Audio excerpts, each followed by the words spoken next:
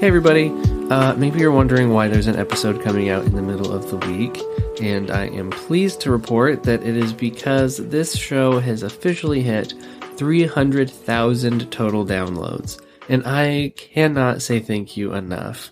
I legitimately cannot believe that this is real, and I am so appreciative to those of you who tune in every week, or every other week.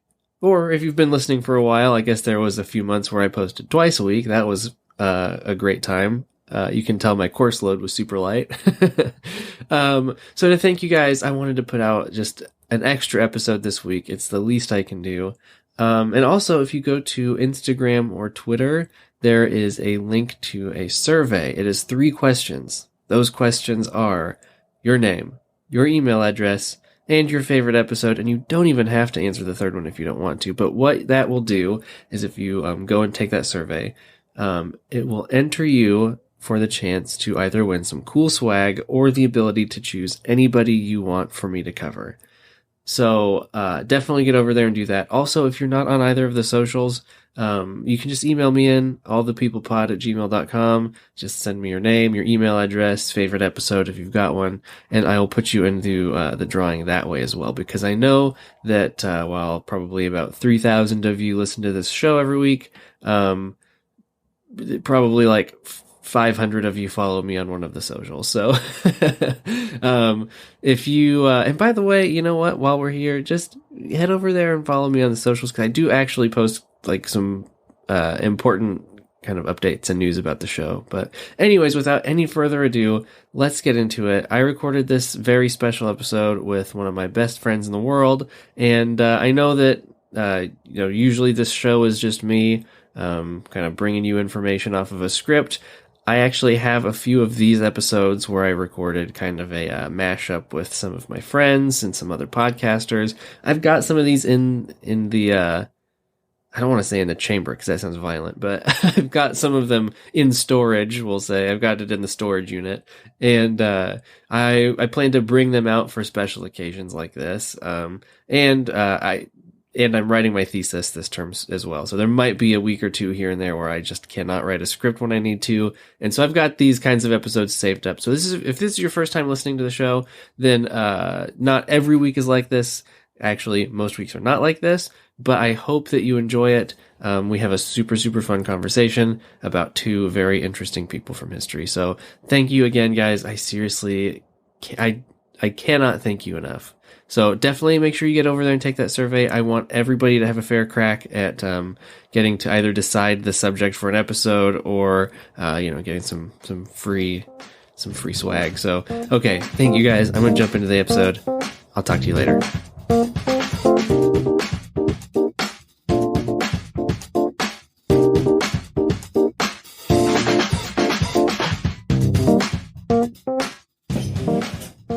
Okay, so I'm joined today by special science correspondent, Sam. Sam is an actual scientist and is also my friend in real life. It's true. Both of those things are true. So I asked Sam to come on today to do a little...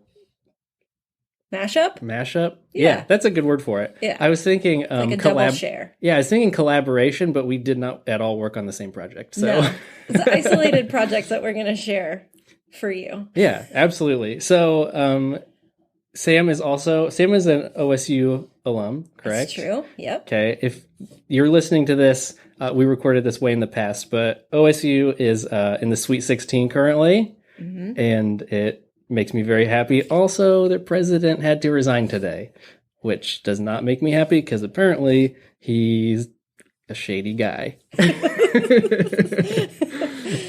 I didn't know anything about it, but I was checking through my school email, and there was a whole thing that was like, man, our president was like, in a sex scandal at LSU.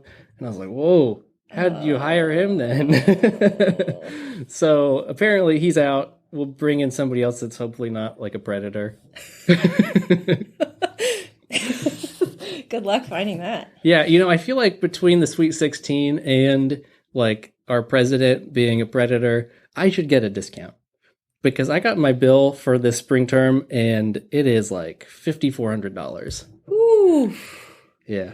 Yeah. I mean, they're raking in money from the NCAA, right? I would hope so. Yeah. Yeah. And hopefully they get maybe a cut rate new president. I hope so. I don't know, dude. I was like, Give that savings back to the students. yeah, I hope so. Because, like, I've been really fortunate in that a lot of my school has been paid for by grants because I am working class and have children. But, like, I was just looking today because I got my fresh bill, you know, so everything was there. And I've got one term left after spring term, which will be done either in the summer or the fall. Probably the fall because it's really expensive and I have to pay for summer out of pocket. But in total for so far, let's see, 2, 3, 5. So I'm 6 terms in, and it is total tuition $27,500, and it will be probably 31 or 32 by the time I'm done. Like I said, luckily I haven't had to pay a lot of that, but still, oh my goodness, that's like a nice new car. Yeah. I was going to say, if I could remember the OSU fight song, I would have sang it when you finished that total. Oh, really? Yeah. That would have been awesome. That's what we needed, but I don't remember it. It's okay. It's probably like just a ripoff of On Wisconsin because every fight song is On Wisconsin. Yeah, probably. Okay, so before we started recording, Sam volunteered to go first. I did. Because hers is not as funny as Josh's. Yeah, well, not as fun. I don't know how funny mine's going to be, but I think that you're going to especially enjoy it. We are also coming in pretty much blind. I actually forgot the name of who you're doing, so I didn't even check. So my story is about Morris Hilleman, and there's like a little bit of a debate on how to pronounce his first name. On the documentaries that I watched and listened to, they pronounce it Maurice. However, his wife Lorraine in the documentary I watched pronounced it Morris. So I feel like probably Lorraine knows better than anybody how to pronounce his name. Probably. Where is he from? He is from Montana. Oh, how's it spelled? Maurice. Oh, that's totally Maurice. Right? I know. That's like actually Maurice. Absolutely. So I'm coming into this just from the get-go, not in a great place. All right. But I'm going to go with Lorraine's pronunciation and call him Morris. And if you're sad about that, definitely email Josh. There's 0% chance anybody cares. Okay. So Morris Hilleman is considered the father of modern vaccines. At the time of his death in 2005, he was credited with over 40 vaccinations. And of the 14 that they recommend for children in the United States, he developed 8 of those. Nice. I know. That's awesome. Have you ever heard his name? No. That's what's weird. We don't even know how to say his name. It's that he's largely unknown. And it's not that he's unaccredited. He just never sought out accolades for all of his accomplishments. When he would finish something, it was just right on to the next mystery, right on to the next viral infection, and he just didn't spend time celebrating himself. It seems like it's kind of a scientist-y trait, because I remember kind of a long, long time ago, I did an episode on Linus Pauling, who was an OSU scientist. I think there's a science building named after Linus Pauling at OSU, right? There's a middle school in Corvallis named that as well. Yeah, so he's like a big deal scientist, but he was kind of the same way. Like he didn't, like I think he won multiple Nobel Prizes and literally like never spoke in public or did anything like for publicity for his own stuff. There are, however, scientists that are pretty big egomaniacs. Yeah, like Tesla. That jerk. I went, while at Oregon State, I went to some talks there and some scientists' talks, and I just remember several of them patting themselves on the back the whole time. And anyway, I think maybe it's like one or the other. Yeah, that makes sense. Let's see. So some of the vaccines that Morris developed were for measles, mumps, hepatitis A, hepatitis B, meningitis, pneumonia, rubella, many influenza vaccinations. And he is noted today, even for saving up to 8 million lives per year. Whoa. Right? That's impressive. I know. Dr. Fauci, whom we all probably know pretty well at this time in history. Yeah. Yeah. Unfortunately, I feel like. I mean, I'm happy that he's kind of a cool guy, but it's like, I really wish I never had to know who he is. He also, throughout this time, has looked more and more tired. Like this poor guy. Yeah, totally. What a terrible job. I know. Like day 300 of life being terrible. Here's your update. Also coming to the podium, more bad news. Yeah, exactly. So Dr. Fauci talked about Hilleman, and he said that his contributions were the best kept secret among the lay public. If you look at the whole field of vaccinology, nobody was more influential. And that Maurice had little use for self-credit. And he was a humble man who did not seek recognition at all. So it was pretty cool. And I think part of that is attributed to his early life.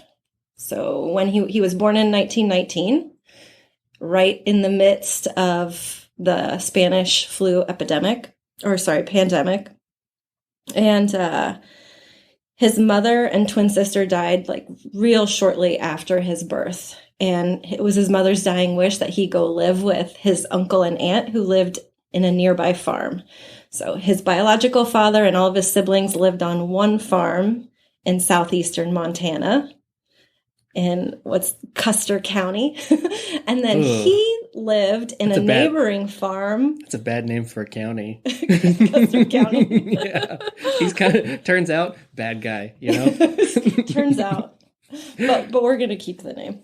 We should change it to Hilleman County. Oh. I'm going to sign a petition for it today. I think no one from Montana will care about your petition. I mean, they should, though. Custer's a really bad guy. Okay, write it up. I will, yeah. Maybe, I think, isn't Gary Johnson from Steve Bullock. Steve Bullock's, what? I don't know who that is. Oh my gosh, he's like the most rad Democrat there is. Really? Yeah, totally. Oh, yeah. Sorry. So I'm the science correspondent, not the politics. No, he was running at the very beginning and dropped out kind of at the same time, like Mayor Pete did. But he's like Montana's super, super, super red. Mm-hmm. But he somehow, at least I think I'm pretty sure it's Montana. But Montana generally is very red. But he's maintained a nice little career as governor, being a Democrat by being nice and working with other people. Weird. Who would have thought that would work? I was going to say that's not going to work. Yeah, he'll never make it anywhere. Probably not. No. No, not in politics. Fingers crossed. You said Bullock? Mm-hmm. I'm going to try and commit that to my memory. Yeah. We'll see. He's pretty cool. I was primed to vote for him, and then he dropped out. Sorry. It's okay. All the good ones dropped out. Hashtag truth. Yeah. All right. So he grew up in a neighboring farm with his aunt and uncle. So he had this weird kind of lifestyle where he's being raised by his aunt and uncle. He still wants to be a part of the family with his biological father and siblings. His aunt and uncle never had any children of their own, so they raised Morris, and he constantly sought out his biological father's approval, and he was pretty jealous that he didn't get to live with his siblings. So he was the only child. However, his uncle was really open-minded and wasn't super strict with Morris, and so it's thought that because of these attributes of his uncle, Morris was able to develop into the young man that he was, with lots of curiosities and kind of into everything. He said that, so Morris himself said that there was no better place to grow up, and it led to him becoming a workaholic, which he thought was a good thing. Allowed him to learn how to survive on his own. It taught him respect, industry, about plants and livestock, all of which he thought were crucibles for learning the backgrounds of science. So like all of these staples of living a rural life led him into the field naturally. Interesting. I know. He graduated from high school, top of his class, and he got a full ride scholarship to the Montana State University. And there he studied microbiology and chemistry. And he graduated from there, top of his class as well. He said that Montana State was a no-nonsense university where the professors taught, and there was no such thing as a TA that did any of the courses. Like the TAs did not teach the courses at Montana State. So that's a very Montana thing, I imagine. I don't really imagine Montana as being a very nonsense place. No. Also, I think Montana State University's mascot is the Bobcat. I could be completely wrong, but I'm going to say it confidently, and I doubt anybody's going to care enough to check. So, henceforward, they're the Bobcats. Morris wanted to go to medical school, but he didn't have the funds to do so. And so instead, he went to graduate school at the University of Chicago and earned a PhD in microbiology and chemistry again. While he was there, he studied chlamydia. At the time, this is his PhD research. At the time, they thought that chlamydia was caused by a virus because they couldn't isolate it and grow it in bacterial plates. But it just turns out that it was a fastidious bacteria, and so it's very difficult to grow. So he identified during his doctoral research that chlamydia is caused by bacteria and can be treated by antibiotics. Whoa. Yeah. There was a joke somewhere that I was trying to find, and I couldn't because that's actually pretty cool science. It was like helpful for his fellow classmates. Yeah, that exactly. I'm sure he's really popular after he found that out. Thanks, Hillman. I'm kind of surprised that it took that long to like pin it down, though, right? Like it's something humans have been dealing with for a long time. Yes, but we didn't have like the tools necessary to grow a bacteria to like replicate a sample. Well, to grow it on a plate and then to identify it under the scope. Okay, I see. That makes sense. Because it's a finicky bacteria. It doesn't want to grow on our plates. Lame. I know. He talks about his life was full of these times where he was seizing opportunities. Like you're faced with a lot of choices, and one of them was going to the University of Chicago. After the University of Chicago, all of his professors wanted him to stay in academia. Like, you're a professor. You need to teach people. You can do research here at the university. And he was adamant against it. He went into industry. He said, it takes too long to get research done at the university, so I'm just going to head out. So he left, and he worked for a place called E.R. Squibb & Sons, and he developed the first vaccine against Japanese encephalitis in 1944. So our troops were fighting in the Pacific. Okay, that makes sense. Yes. Okay, and very cool. We needed a vaccine for Japanese encephalitis, and he developed it. That's awesome. Pretty quickly, actually. Yeah, it is awesome. Let's see. In 1949, so he worked for Squibb & Sons for a while, and then he moved over to Walter Reed Army Institute of Research in D.C., and during his time there, he worked primarily with influenza. And his whole goal was to prevent a future pandemic, because they were looking at the pandemic of the Spanish flu, and then they were like, let's not let this happen again. Yeah. Kind of wish that they were a little bit more successful, honestly. And in 1957, there was news reports that came out about the influenza epidemic in Hong Kong that had emerged. Hilleman was able to get a sample, and then he was able to create a vaccine. So right as the epidemic or pandemic made it to the shores of the United States, he had already developed a virus and made 40 million vaccination vials to be distributed. Oh my gosh. Right? That's insane. I can't even imagine 40 million anything. I know. Well, that's a huge number. That's incredible. Maybe, I don't know. Yeah, like 40 million bacteria. He's like the Captain America of vaccines. Like, he just single-handedly saved the day from that particular flu strain. Right. That's pretty amazing. I know. Dang, dude. He is awesome. And I am dumbfounded that I had never heard of him until recently. Yeah, I did not hear of him ever until like literally right now, which is partially just my own laziness. Because you did tell me about this like 2 weeks ago. I could have researched if I was inspired to do so. So there's this dichotomy of Morris Hilleman that I really love about what I've learned about him, is that in his work, he was this shrewd, impatient man. Mm-hmm. And people described him as aggressive, and that he was hard to work with, and that he was gruff and tough, mm-hmm. which kind of was his Montana upbringing, right? I don't have the patience for this, especially for incompetence or politics. Right. But at home, his family very much describes him as this like very kind, sweet man. Interesting. I know. So much so that his daughters remember him singing them to sleep every night. What? Yes. Dang. I thought I was like a good dad or whatever. Like, jeez. His favorite song to sing them at night was Edelweiss. What is that? It's like a German song. Weird. Yeah.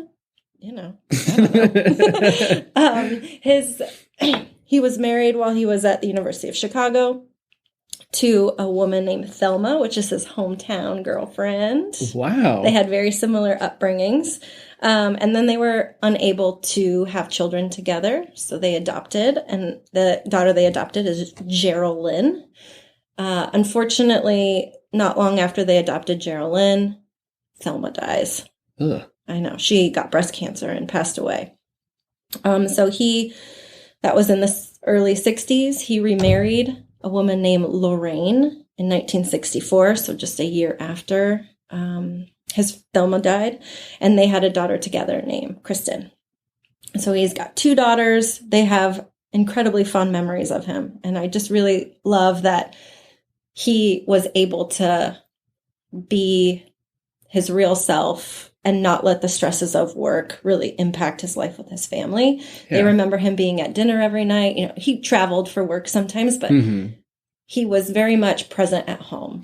Right. I feel like that's also kind of a generational thing too. Like, I feel like my grandpa was kind of the same way, like no nonsense, gruff at work or whatever. But like my mom and aunt always talk about him being there for all of their stuff and was like really present at home. So maybe it's just of that generation of being like, okay, when I'm not at home, I have to be like a tough guy. And then when I get home, I can be normal. Yeah. Or maybe he thought that's the only way you can get work done. Maybe. Yeah. I also love that his coworkers say that he cursed a lot.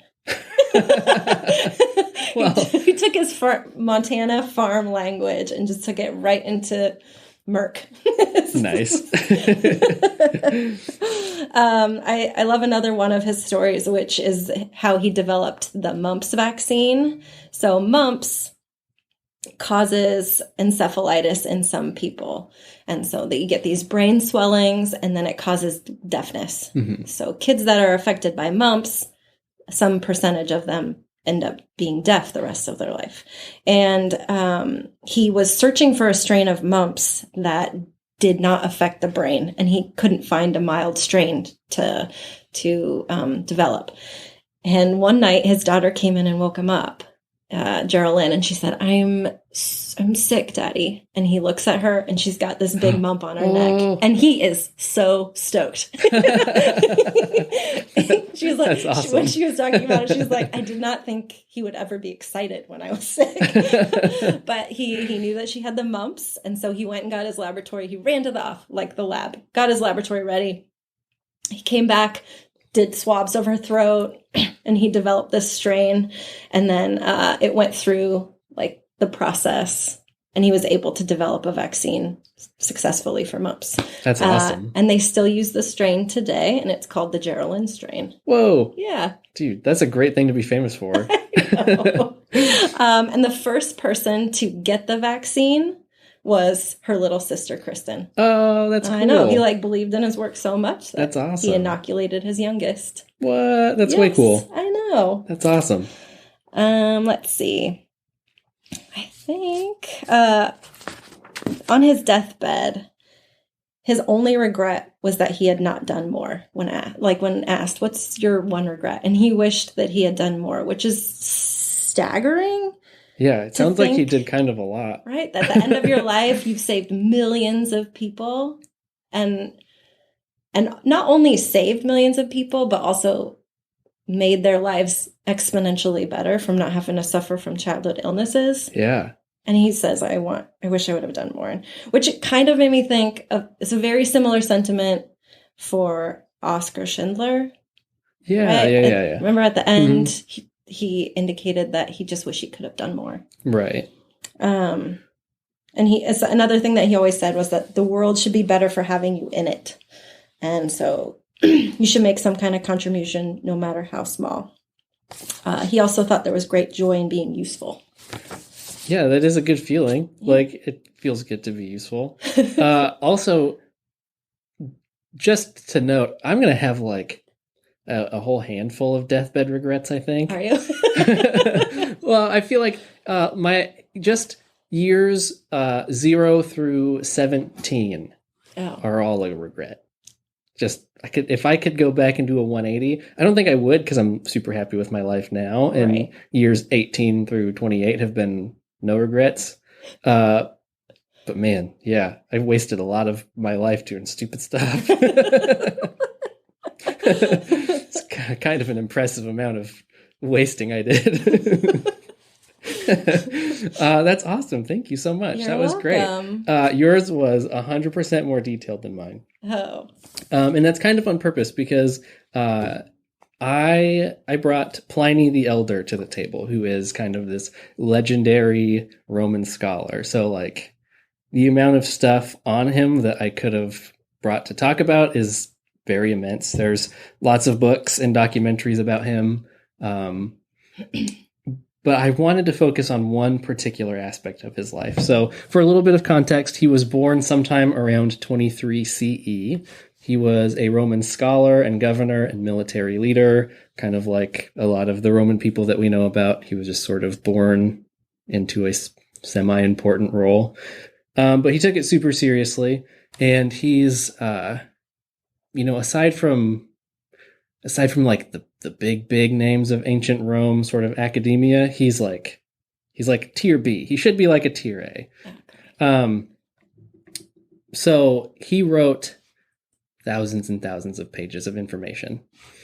So his most famous work and his only surviving work is called Historia Naturalis, which is natural history, obviously, as you could probably imagine. But it's like a compilation of everything that the Romans knew about the natural world.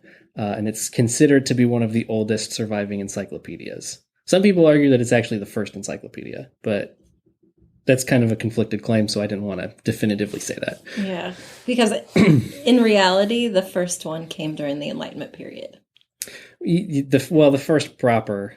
Yeah. I think it depends on how you define encyclopedia. The problem with doing any kind of historical research is that everything is convoluted and depends on how you frame it. Oh. So, like, was this the first time somebody took a bunch of sources and smushed them together on a particular subject? Like, I don't know, maybe, but like the Bible is also a smushing together of a bunch of different sources. So is that the first encyclopedia? Because there's like stuff about law and like, I don't know. So it depends on your frame of reference, but I think it's not a completely misguided claim to suggest that this is one of, if not the first, like actual encyclopedias. In fact, it's 37 volumes, so it's very serious.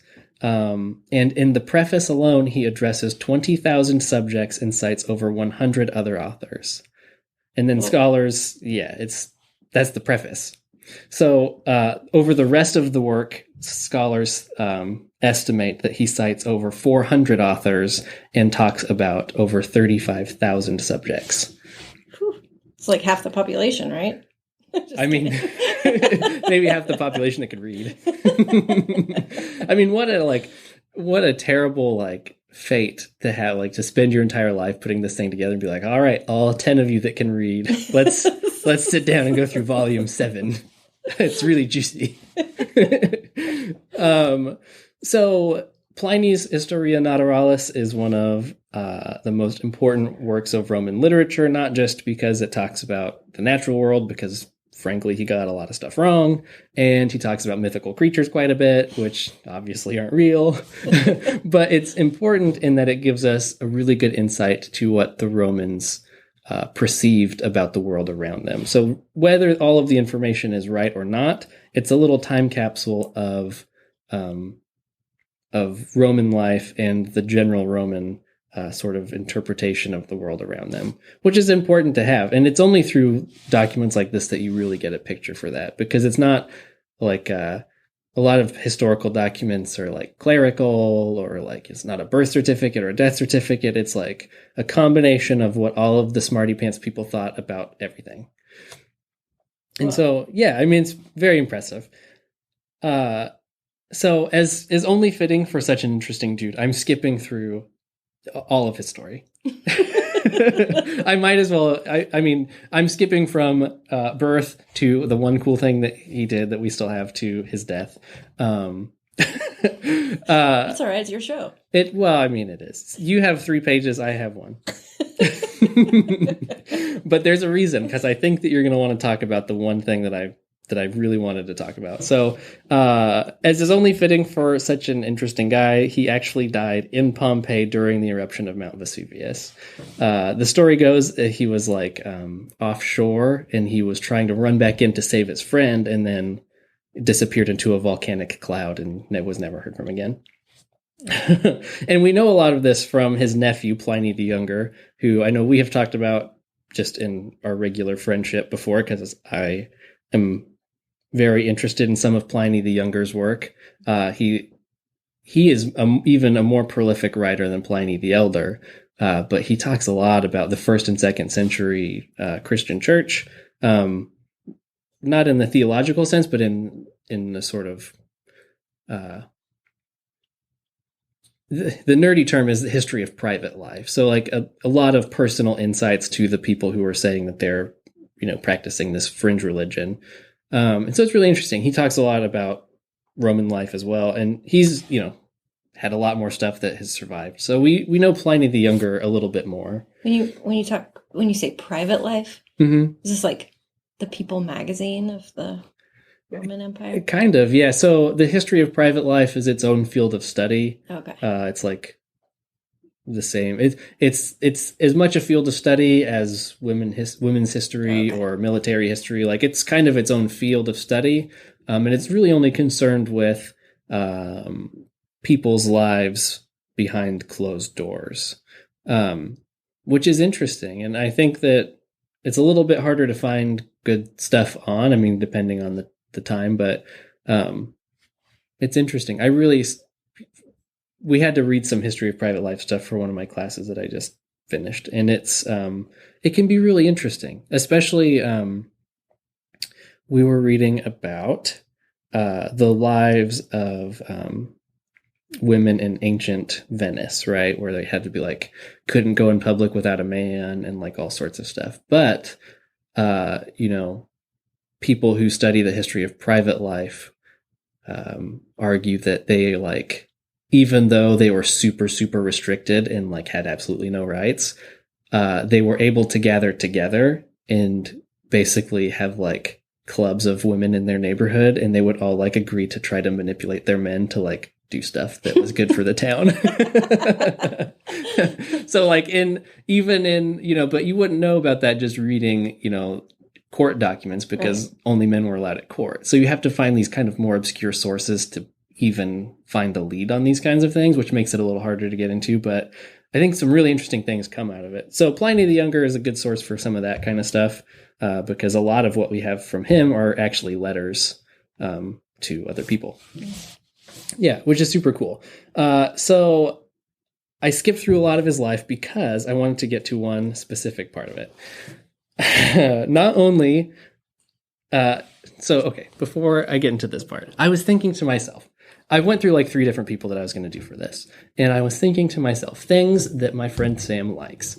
Science, there's a lot of scientists. I could have picked a whole bunch of them. Coffee, I'm working on that for a different project.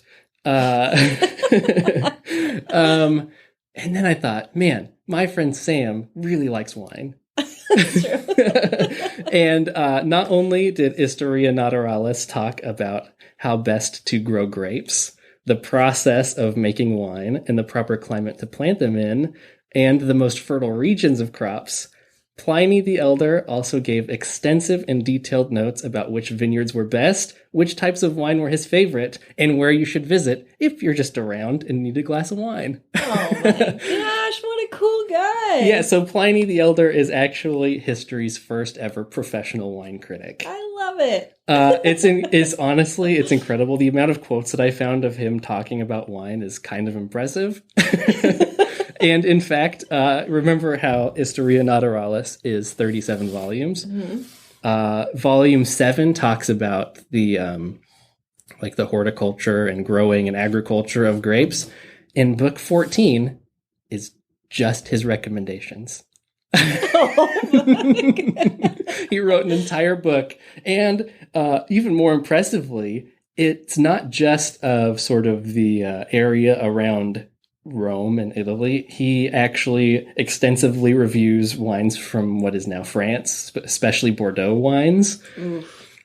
Well done, sir. And so I was so excited to find out that, because I've read about Pliny the Elder from all sorts of other stuff for school mostly. Mm-hmm. But I was like, man, who would be perfect for this? And I was so excited when I read about his affinity for wine. And not what even makes me more happy is that not only does he extensively comment on what wine he likes and the characteristics of the wine. I mean, aside from writing like a guidebook of wine, he actually ranks them like a listicle.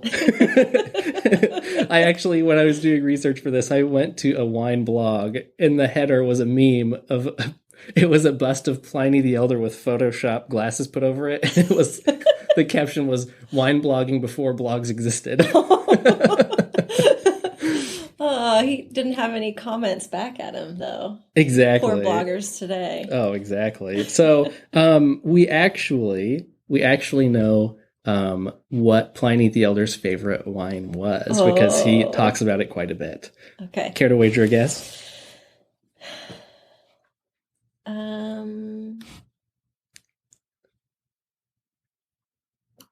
I am gonna say that I don't know. I don't know what it could be. You don't have any guesses what a 2nd century Roman man's favorite wine might be? Nope. Is it Merlot? No, actually. It's Prosecco. What? Before the bubbles.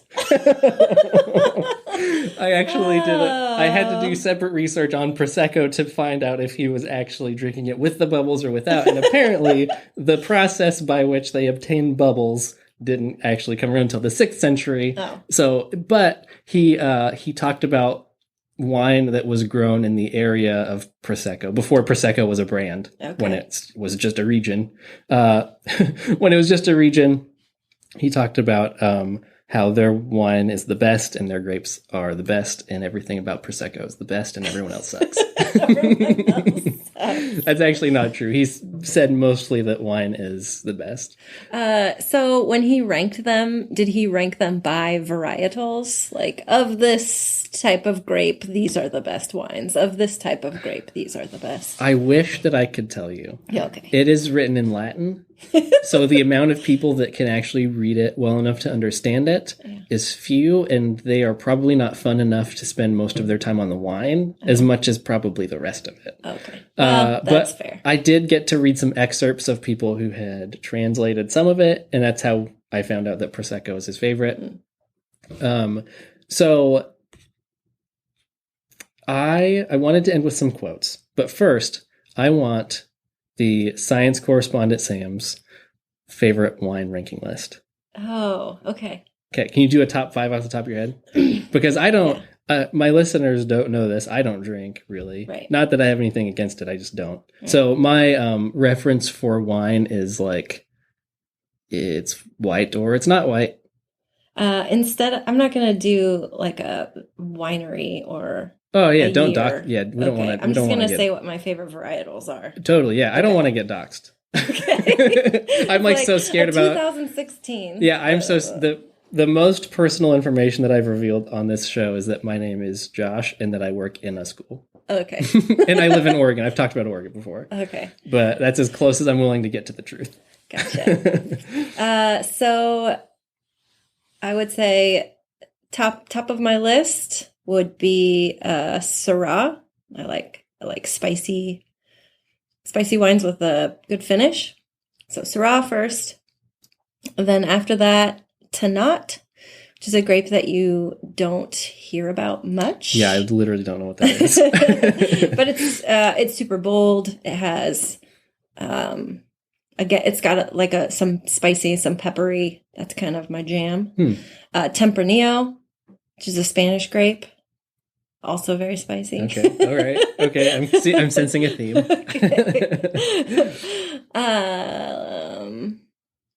So like strong wines. Yeah. Okay. I'm gonna say, oh, this is hot. This is super hard. Oh, I love champagne. I just love it, especially the bubbly kind. I've never had champagne. Oh, never toasted? No, the one occasion where I would usually have a toast was probably my wedding, and Sam and I, wife Sam, oh, yeah. Not science correspondent Sam. My wife's name is also Sam. Sam and I were 20. Oh, okay. And so it was not quite legal at that point. Right. Yes. And last but not and least, then we had our first kid right when we turned 21. Mm-hmm. So at that point, it's like, yeah, that's not a great time to start. Right. And then we just never started. So, last on my list for top 5. Yeah. This one time, my college roommate's dad invited us over for like this big fancy dinner, and he used to be a wine broker in Napa Valley, and he opened up like 5 different bottles of wine that evening, and the last bottle that we had was a white Burgundy, and it was incredible. And I don't know if it was because the 4 previous I was in my early 20s. Oh no, or the 4 previous. The 5th one was probably just like grape juice. Never had white Burgundy since. I've never seen it since. But dude, you need to go on like Wink or something. I gotta find it. Yeah, you gotta go. What's that website that I see ads for literally every day?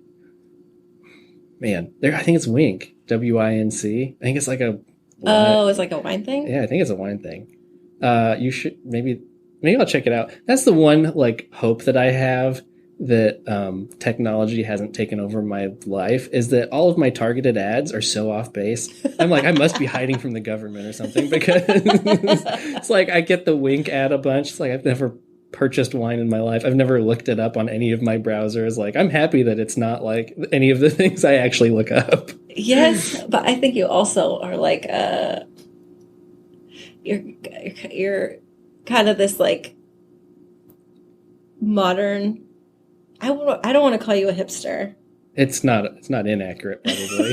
but I think because you are that guy. And I guess my age. Maybe they just assume. Yeah, maybe like they take my data from like my age and just assume like it's probably in the ballpark. Right. I don't know, maybe. But as soon as I like look on the sidebar of my like Chrome browser and I see an ad for like, get a limited edition replica copy of Historia Naturalis, I'm like, Amazon rules my life.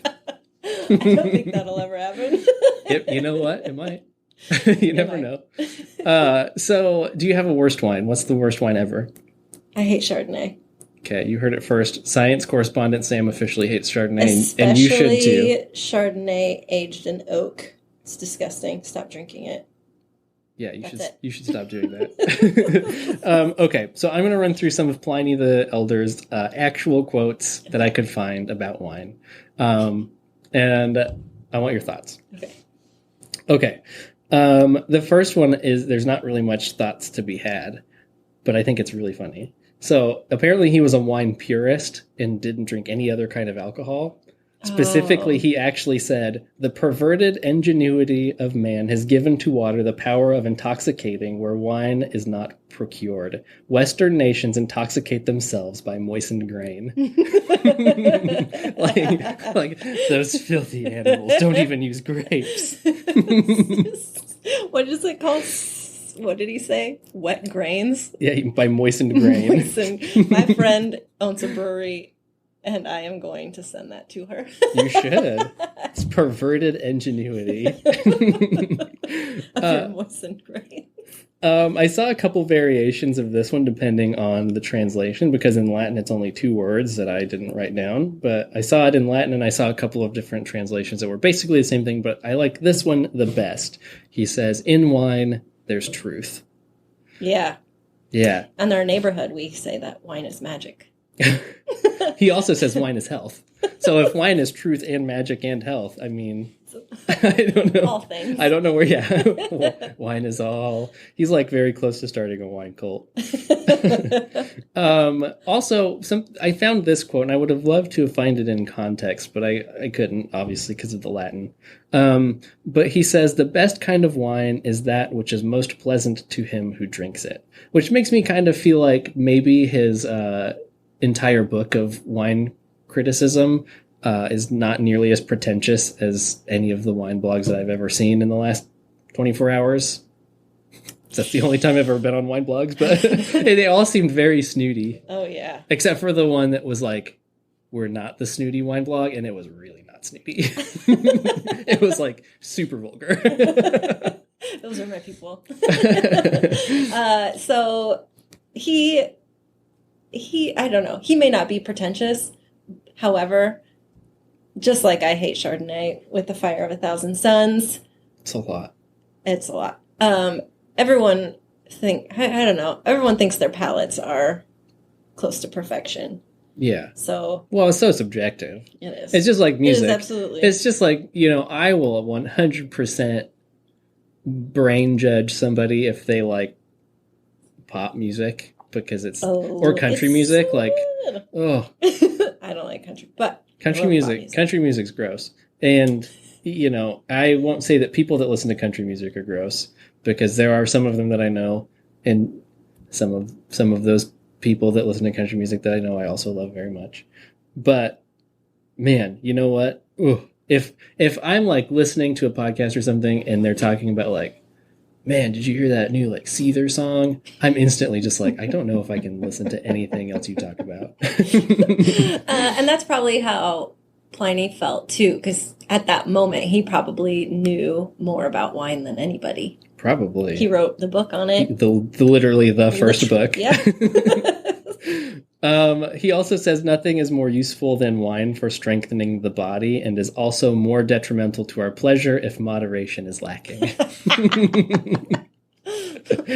funny. It is. I think I would love to be an expert in Latin so I could read this, because he sounds kind of like he's a fun writer. Yeah. He also says, wine refreshes the stomach, sharpens the appetite, blunts cares and sadness, and conduces to slumber. Yeah. Conduces to slumber. Now, this last one is extremely interesting. It's not about wine, but this is a quote of Pliny the Elder. He apparently, unless there's something that I missed somewhere in my research, because I did actually specifically look up this phrase to make sure he was the first one that said it, and it seems like he is. I have been wrong about that before. But he apparently was the first person to coin the cliche, the only certainty is that nothing is certain. For real? That's what the internet tells me. I looked that up specifically because I did not believe it. Yeah. And I saw his name come up 10 times out of the 10 that I tried to look for it. Oh. So I'm assuming that it's true. Maybe he was citing somebody else that said it. It seems a little bit... in my imagination zone, would probably assign it to like somebody like Albert Camus or like one of the absurdists, like one of his contemporaries, because it's kind of a very absurdist philosophy sort of notion. But I don't know. Everybody says it's Pliny, so right. I'm gonna go with the internet on that one. And I guess if I'm wrong, it will just be one of many times. I put out an episode yesterday and I said that Andrew Garfield was in Dunkirk, which is not true. Okay. And it haunted me in my dreams last night. But you know what? Life's fine. Still alive. Yeah, it's fine. Andrew Garfield was in Hacksaw Ridge. The point was that I don't like war movies, and I guess I really proved it. Right. That last quote, nothing is certain but uncertainty. Mm-hmm. Never have I felt that more than I have this last year. Yeah. Just that. Totally. Over 365 days of being uncertain about most everything. Yeah, totally. So. Absolutely. And I actually, this last year, I think I have understood sort of the appeal of absurdist philosophy more than before, I guess. Maybe it's because I was researching it more. Maybe it was just because of the weird year that we had. And I don't necessarily subscribe to absurdist philosophy wholly, but I think that there is something that is appealing to the idea that to spend your life looking for a thing to make you happy is a waste of your life. Like I don't know. See, unless it's wine. I guess for you, I'm not going to search out wine, but I think that there is something sort of beautiful there. And I guess to relate it to my actual beliefs, like there's a notion in kind of the contemporary Protestant church, not as a whole, but like there are definitely some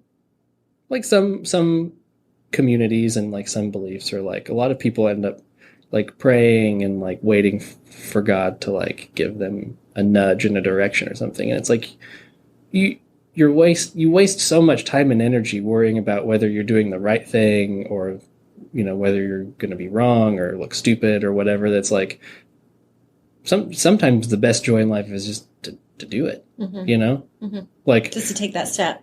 Yeah, exactly. Like I remember a specific time in my life where I was trying to like figure out my wife, who's now my wife, was then my girlfriend. She lived far away and I was going to move there, and then I had people in my life that were saying that was a stupid idea. And I remember spending so many late nights just like sick with stress and anxiety about this decision and like praying and like feeling like I'm just waiting for God to send me in a direction or something. And I had a friend who had gone away to like a seminary school and he came back and I was like talking to him about it one night, like 2 a.m. in my driveway. And he was like, it's like, sometimes God just doesn't tell you. Sometimes you just have to do it. Like, is he going to care? Like, if you're still being devout and obedient and like all of these, like if you're still living the same lifestyle, like does God necessarily care where you are? I mean, if you haven't felt like a really strong nudge one way or the other by now, and you've been worrying about it for months and months and months, like it's probably going to be fine if you do the thing you want to do. Like, so I think there is, I guess the danger is that absurdist philosophy can lead to kind of like hedonistic philosophy, which I think is very dangerous, obviously. Mm-hmm. But I don't know. I think a lot of it's born out of this year where nothing makes sense and everything's uncertain. Like sometimes you just have to stop waiting for something to be certain and just find a way to live your life in the meantime. Right. And it's hard. Yeah. It sucks. But I think it's good. Yeah, even though this year has been hard and I've refreshed my email more than any human should do in 365 days or whatever day we're on, I've got a lot of good out of it. Yeah. So even amidst uncertainty, I feel like there's still been good times and my life has gone in a good direction. Unfortunately, I was able to keep my job, which is great. Yeah, totally. Yeah. Totally. Okay, well, on that note, I say we close it out. All right. Okay. I have no announcements. Usually I put announcements at the end of my episodes, but I have none. Other than a big thank you to Mr. Morris Hellman. Yeah, thank you to Mr. Hellman and also to Pliny the Elder, both real bros. Real bros. All right. Do all the things you normally do. Thank you, listeners. I appreciate you all.